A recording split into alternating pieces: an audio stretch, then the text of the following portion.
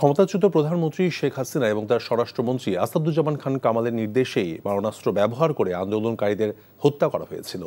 বিচারপতি গোলাম মুর্তুজা মজুমদারের নেতৃত্বাধীন আন্তর্জাতিক অপরাধ ট্রাইব্যুনাল একে দেয়া সাক্ষ্যে একথা বলেন জুলাই আন্দোলনের অন্যতম সংগঠক এবং আপ বাংলাদেশের আহ্বায়ক আলী আহসান জুনায়েদ।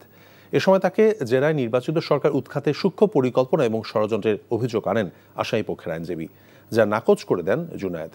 পরে এই মামলায় শহীদ সৈকতের বোন সাবরিনা আফরোজ সেবন্তীও সাক্ষ্য দেন। রিপোর্টে আরও জানাচ্ছেন হাসান জাবেদ। জুলাই অভ্যুত্থানে সংগঠিত মানবতাবিরোধী অপরাধের মামলায় ক্ষমতাচ্যুত প্রধানমন্ত্রী শেখ হাসিনা সহ ৩ জনের বিরুদ্ধে ৪৮তম সাক্ষী হিসেবে সাক্ষ্য দেন আলী আহসান জুনায়েদ। তিনি জুলাই আন্দোলনে সক্রিয়ভাবে অংশ নিয়েছিলেন। এছাড়া জুলাই অভ্যুত্থানের পর রাজনৈতিক সংগঠন ইউনাইটেড পিপলস বাংলাদেশের প্রতিষ্ঠাতা আহ্বায়ক হন। জুলাই আন্দোলনে কিভাবে শেখ হাসিনা ও আসাদুজ্জামান খান কামাল মারণাস্ত্র ব্যবহার করে জুলাই যোদ্ধাদের হত্যা করতে নির্দেশ দেন তা তুলে ধরেন। গুলি চালিয়ে আন্দোলন দমন করার যে নীতি, এই নীতি আমরা দেখেছি হাসিনার কাছ থেকে। আমার অভিজ্ঞতা ব্যক্ত করেছি 19শে জুলাই যাত্রাবাড়িতে চিটাং রোডের স্পটে আমাদের উপর সরাসরি হেলিকপ্টার থেকে, পুলিশ, র্যাব, বিজিবির গাড়ি থেকে সরাসরি গুলি করা হয়েছে।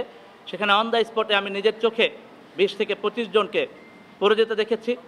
জবানবন্দি শেষে তাকে জেরা করেন রাষ্ট্রনিযুক্ত আসামি পক্ষের আইনজীবী।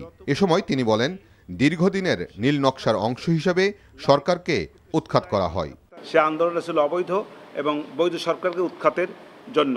সেই প্রসঙ্গে আমি তাকে একটা মেটিকুলাস ডিজাইন ছিল, মেটিকুলাস ডিজাইনেরই অংশ হিসাবে এই আন্দোলনটা হয়েছে। আমার যে আসামি শেখ হাসিনা স্বরাষ্ট্রমন্ত্রী, তাদের নির্দেশে হয় নাই, এটা তারা নিজেরাই যে কোনোভাবে হোক তৈরিকৃত একটি গুলির অংশ। এর সঙ্গে স্বরাষ্ট্রমন্ত্রী শেখ হাসিনা তারা কেউ জড়িত না। এদিকে ট্রাইব্যুনাল 2-এ জুলাই আন্দোলনে প্রথম শহীদ আবু সাঈদ হত্যা মামলায় ষষ্ঠ সাক্ষী সিয়াম আহসান আয়ানকে জেরা করা হয়। পরে সিআইডির ফরেনসিক বিভাগের সদস্য পরিদর্শক রুকনুজ্জামান সাক্ষ্য দেন। তিনি শেখ হাসিনা ও শেখ ফজলে নূর তাপসের কথোপকথনের অডিও রেকর্ডের সত্যতা নিশ্চিত করেন। Hasan Javed, NTV news, Dhaka. Bundle থাকলে প্রতি সেনমানিতে টাকা বাঁচবে। বিকাশ সেনমানি বান্ডেল কিনে জিতুন প্রতি লেনদেনে। তুমি বার্গার লাগা ভালো দেখাবে, তাই তো? ঠিক আছে, ভালো দেখাবো। চলো চলো জান, মজা করি আমরা, জান। চলো চলো। আমি কি তোমার কাছে এইসব খাওয়ার জন্য থাকি?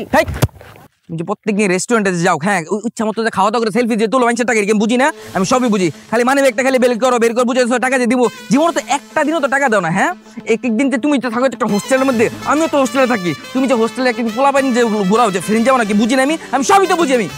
তুমি আমার কত বুঝো, তুমি কিচ্ছু বুঝো না। তুই হলো হোস্টেলে চলো চলো। আমি যাবো না। তুমি হোটেলে চলো আমার সাথে। না, আমি যাবো না।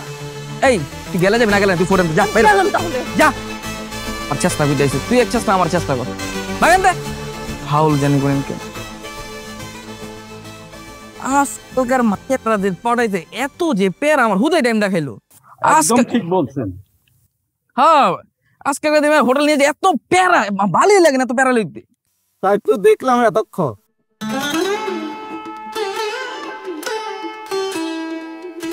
আব্বা